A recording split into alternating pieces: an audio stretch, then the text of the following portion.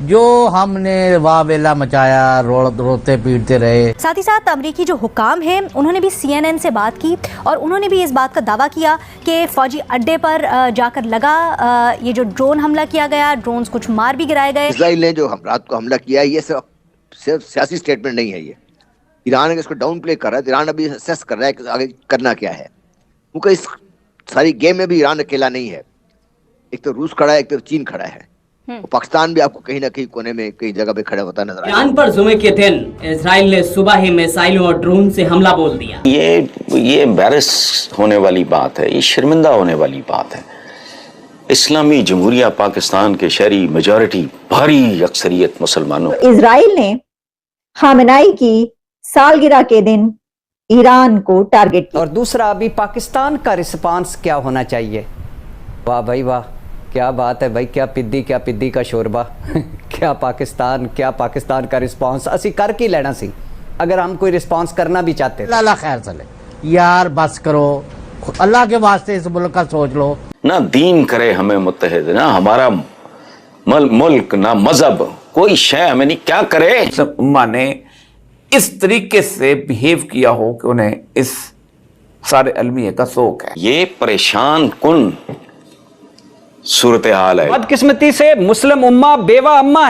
15 जून 2023 के बाद 2 आदमी पाकिस्तान को बचाने जा रहे हैं, फिर क्या हैसियत रह जाती है हमारे माशरे की। हमारा काम अब यही है कि तने हुए रस्से पर चलना। अमेरिका भी जिंदाबाद, चीन भी जिंदाबाद, ईरान भी जिंदाबाद, सऊदी अरब भी जिंदाबाद, अफगानिस्तान भी जिंदाबाद, फलां भी जिंदाबाद। क्या वो देखिए, वो जो बाहर से आए हैं वो आपके सगे नहीं है, वो आपको खर्चा देने के लिए आए हैं। या तो आप उनका खर्चा नहीं लें, खत्म हो गई बात, वो घर चले जाएंगे वापस। एनोनिमसली उन्होंने कहा कि हमारा कोई प्लान नहीं है कि हम इस हमले का जवाब दें। कि आपको कौन से हकीम ने कहा है कि आप इसको नहीं दें इंडिया को, और आप बिला वजह की गोलियां और चूरन बेचते रहें, इस बात का कि मैं लाल किला कब्जा करूंगा और पाकिस्तान के अवाम को भूखे मारते रहें, ये कहना चाहते हैं। के लिए भी अलार्मिंग है, हमारे लिए बहुत ज़्यादा अलार्मिंग है।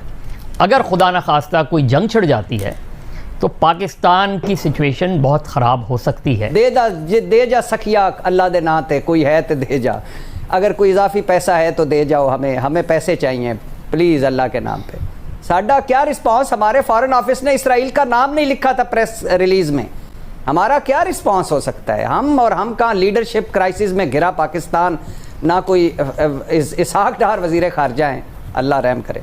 जय हिंद दोस्तों। तो जैसा कि पाकिस्तानी मीडिया चर्चा कर रहा है कि 56 या 57 इस्लामिक कंट्री हैं, तो ये क्या कर रही हैं? आज ईरान पर इजराइल के द्वारा हमला कर दिया गया है, तो स्वाभाविक है, हालांकि जो हमला हुआ है वो ज़्यादा कैपेसिटी का था या नहीं था, ये ईरान से कुछ रियलिटी कभी पता चल ही नहीं सकती।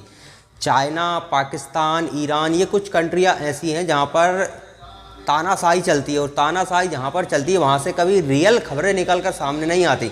आप देखिए कि पाकिस्तान में ट्विटर को प्रतिबंधित किया गया है। ट्विटर को प्रतिबंधित क्यों किया गया है? इससे क्या ये पाकिस्तानी बिगड़ रहे थे क्या? पाकिस्तानी किसी चीज़ से बिगड़ सकते हैं, अब और बिगड़ेंगे कि क्या? पाकिस्तान में रियल इन्फॉर्मेशन बाहर ना जा सके ट्विटर के जरिए, क्योंकि ट्विटर पर कोई भी कुछ भी पोस्ट करेगा पाकिस्तान से तो वो स्वाभाविक है पूरी दुनिया में पहुँच जाएगी, और एक बार चीज़ निकल आई तो वो फिर वहाँ से डिलीट भी हो जाए तो फ़र्क नहीं पड़ता। इस चक्कर में ट्विटर को इन लोगों ने प्रतिबंधित कर दिया।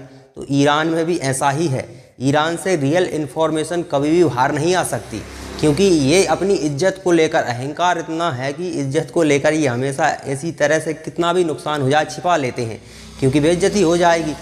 इजराइल पे इन्होंने अटैक किया था, एक कितना अटैक किया, क्या हुआ? इजराइल ने भी कुछ नहीं छुपाया, लेकिन ईरान पर हमला हुआ है तो सिर्फ इजराइल की तरफ से ही। अब स्वाभाविक है, इजराइल जो कह रहा है वो पूरी तरह से सत्य भी नहीं मान सकते, लेकिन ईरान पर हमला तो हुआ ही हुआ है।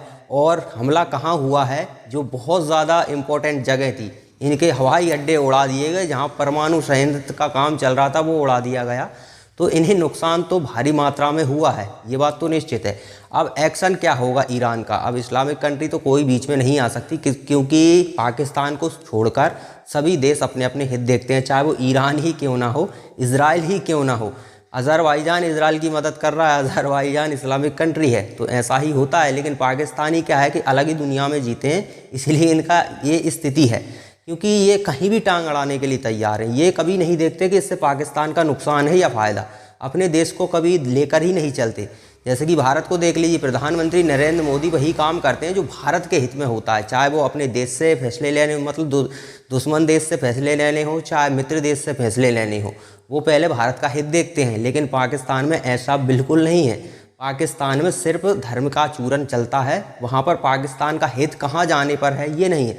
अब आप बताइए कि ये लोग ईरान का साथ दे रहे हैं, यदि इजराइल का साथ ना भी दें, ये मीडियम रहे तो कम से कम जो किस्तें मिल रही हैं इनको IMF के ज़रिए वो तो मिलती रहेंगी। अब ये इजराइल का विरोध करेंगे, इजराइल का विरोध यानी अमेरिका का विरोध, तो आप अमेरिका का विरोध करोगे तो फिर उधर से चाबी टाइट की जाएगी। अब चाबी टाइट होगी तो फिर पाकिस्तानियों का क्या होगा, वो फिर पाकिस्तानी अच्छी भली जाती जानते हैं। आम पाकिस्तानियों का जो टॉप के लोग हैं वो तो मज़े में हैं, वो तो लूट ही रहे हैं, चूरन बेच कर आज वो तो करोड़पति बन चुके हैं। मैं बात कर रहा हूँ आम पाकिस्तानी की। तो ऐसा नहीं है कि ये सिर्फ टॉप के लीडर ही ईरान का साथ दे रहे हैं, पूरी पाकिस्तान की कौम ईरान के साथ है।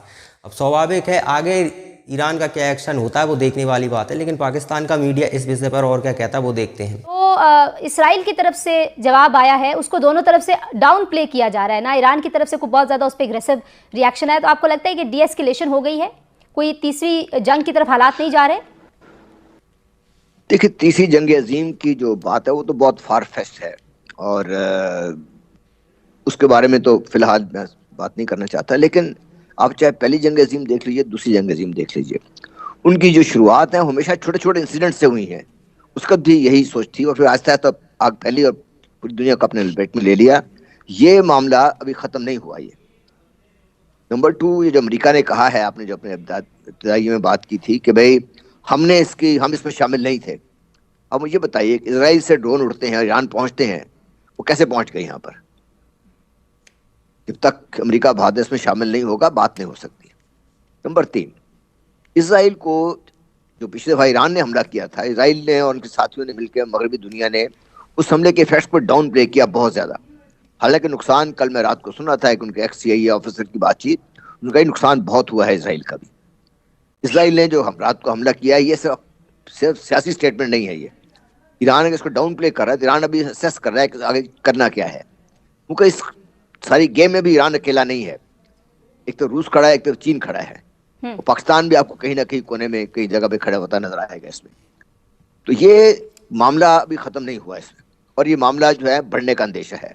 और मुझे जो डर ये पड़ा हुआ है कि जिस दफा जो ईरान स्ट्राइक करेगा, क्योंकि उन्होंने तो देख लिया कि इजराइल, बरतानिया, फ्रांस और दूसरे जो उनके हवारी हैं अमेरिका और दूसरे जो खित्ते के मालिक हैं मिलके, वो क्या किस हद तक अलर्ट हैं, किस उनके पास क्या क्या कैपेबिलिटीज हैं।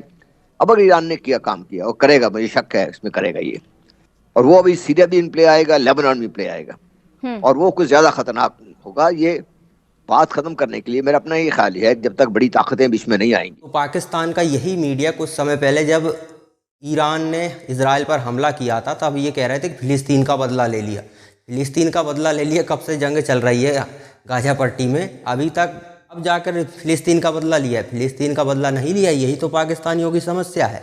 वो बदला लिया है, ईरान की एम्बेसी उड़ा दी गई थी जिसमें कुछ टॉप के इनके कमांडर भी थे, तो वो मारे गए थे। इजराइल ने ये हमला किया था, उसके बाद ये खुद के बचाव का रिटेलिएट किया है ईरान ने।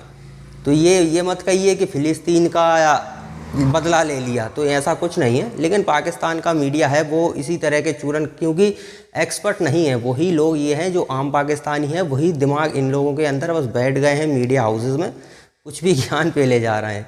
अब यहाँ देखना ये होगा कि इजराइल ने हमला किया तो अब ये रोने लगे, पहले जश्न मना रहे थे अब रोने लगे, अब कह रहे हैं कि सभी इस्लामिक कंट्री को साथ आना चाहिए। तो भैया पाकिस्तान क्या कर रहा है? शुरुआत तो पाकिस्तान करे ना, इजराइल पे एक आध मिसाइल दाग दो, कुछ तो करो।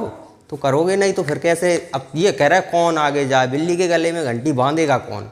मुद्दा तो यही है ना, बांधेगा कौन? तो पहले पाकिस्तान को शुरुआत करनी चाहिए, बाकी इस्लामिक कंट्री साथ में आ ही जाएंगी। एक बार इजराइल पे हमला कर तो देखो। रूस और चीन, ये दो गैर इस्लामिक कंट्री, अगर ये दो ईरान के सर से हाथ हटा लेना तो इजराइल और अमेरिका ईरान को खंड खंड विखंड कर देंगे। रूस, खास करके रूस के चक्कर में इजराइल बचा हुआ है, क्यों मतलब ईरान बचा हुआ है। रूस परमाणु बम की धमकियों पर उतर आता है जब अमेरिका और इजराइल किसी भी तरह का बड़ा एक्शन ईरान पर लेने वाले होते हैं, तो इसलिए ईरान बचा हुआ है, इस्लामिक कंट्रियों के चक्कर में ना रहे।